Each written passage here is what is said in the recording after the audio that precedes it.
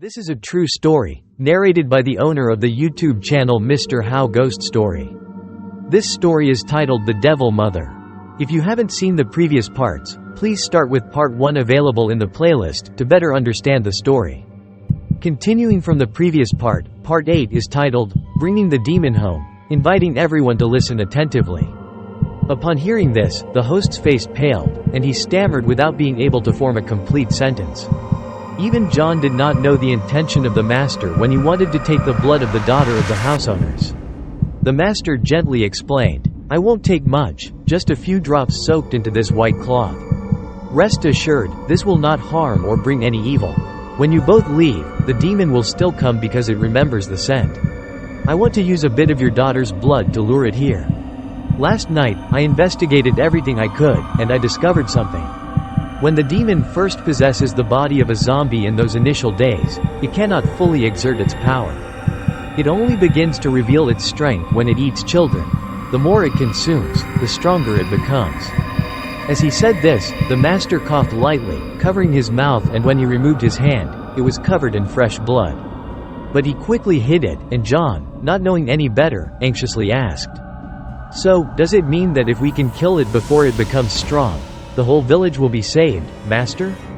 The master, clutching the blood-stained hand he had earlier, said, "Yes, that's right, and it's the only way to save this village from calamity."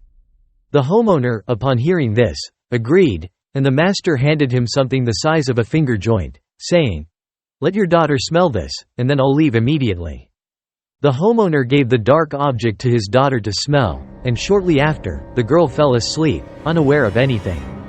The master then approached with a silver needle, gently pricked the tips of the girl's fingers for 5 drops of blood, and soaked it into the white cloth. Once done, he pressed a point on the girl, and she indeed woke up without feeling any pain or discomfort. Everything was settled, and the mother and daughter bid farewell to the husband and their benefactor, leaving the village. John, looking at his master, asked, "Are we sure it will come here, master, and moreover, can we really kill it?" The master replied, "I'm not sure, but it's worth a try. Yesterday, while convincing everyone in the village to allow us to place talismans on their doors, I noticed something. Those households that agreed to our talismans and had recent poultry thefts all had children. So, I deduced that these past months' incidents were just a cover for the demon to scout which homes had children to make its move easier. This house was among them, but by having the girl and her mother leave, the demon will no longer detect the girl's scent. That's why I wanted to use some of her blood to attract it. Whether we can kill it depends on our own strength." Turning to the homeowner, the master asked, "Is it just you and us two left in this house now?" The homeowner replied, "Yes, master, that's correct. I even gave the maid some money to go back to her village. After all, this house is also a place where we honor our ancestors, and I want to stay." The master called John over and said to both, "Fortunately, someone is staying, so I need you and my disciple to help me with some tasks. These need to be done before it gets dark." He leaned in close to the homeowner and whispered something indistinct. After giving his instructions, he exhaled deeply. "These are the tasks I need you to do and prepare right now. And remember, if anyone asks, do not tell the real reason, and finish before the sun sets." He then said to John, "Go and remove all 12 talismans I placed around the house yesterday. Come here, I'll instruct you further." Again, it was a conversation filled with mysterious whispers that only they could understand, each with a task. The homeowner changed his clothes, put on a wide-brimmed hat, and went outside, while John went from the back garden to the front of the house, removing the talismans and red strings that the master had placed the morning before. Then John went to prepare some items as instructed by his master, while the master himself went into a room, closed the door tightly, forbade anyone from entering, and also strictly prohibited anyone from peeking or entering until he came out. From morning until noon, apart from the master's room which John was guarding outside to keep everyone away, the whole house was bustling with people moving things in. And all the items they moved were taken upstairs. Knowing that these were the items the master had asked the homeowner to arrange, the new homeowner had hired so many people. This was also why the master had instructed John to guard the door to keep strangers from approaching. By 4 p.m. everything seemed to be settled, and the workers had all left. John looked at the homeowner and asked, "Is everything prepared now? I wonder how my master is doing." The homeowner, wiping the sweat from his forehead, replied, "It's all done. Why don't you try calling for your master? He has been in there from morning until now. The sun is about to set. Could something have happened?" John quickly interrupted. "No, the master said not to disturb him until he steps out. I have seen a few times before when my master closed the door to do something alone. But he has never stayed in as long as this time. But we must obey what the master has instructed. He said to get everything ready before dusk. He must be almost done. We must wait." The homeowner then opened a packet that contained some snacks and offered John. "Come here and eat something. You must be hungry. You haven't eaten all day. You need to eat to keep your strength up."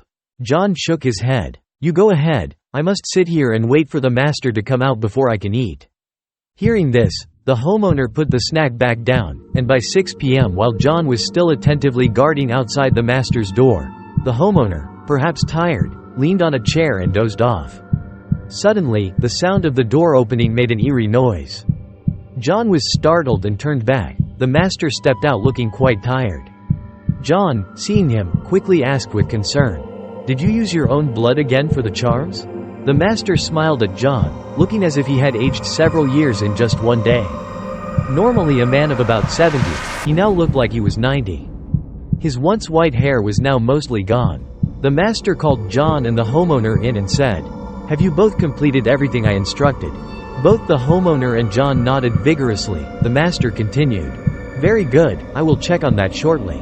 Here are 12 new talismans I've made. Starting now you two divide them between yourselves. Once you detect the demon has entered the house, immediately attach these talismans around the house, windows, and doors. The rest is up to me. Remember that, stay quiet in the room, and if the demon enters, immediately attach the talismans around the house." The master handed over the yellow talismans written with ancient characters in blood to John and the homeowner, then ascended to the second floor of the house to check the preparations. He entered the little girl's room, pulled all her clothes out onto the bed, then he opened the window and tied a white cloth soaked with the girl's blood to it. Seeing that everything was prepared correctly in the room, the master descended with John and the homeowner to have some snacks to regain strength for the wait ahead. As night fell, everything became eerily quiet. The sound of frogs croaking in the back garden was clearer than ever.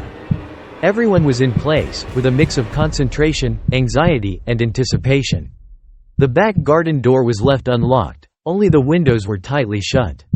John and the homeowner waited breathlessly in a room close to the back garden, while the master's location was unknown. Perhaps he was somewhere on the second floor. At midnight, there was a rustling sound in the back garden as if someone was sneaking in. John held his breath, not daring to move for fear of making a noise, while the homeowner beside him trembled like a leaf due to the sounds from the garden, muttering to himself, Could it be coming?" John was also terrified, especially after hearing the master's stories earlier, and now with something moving in the garden, his fear was multiplied. The back door was being pushed open slowly and gently. It had appeared. The homeowner was so scared that he was sweating profusely. His breathing hurried as he sat on the edge of the door in the dimly lit room where he was drinking tea.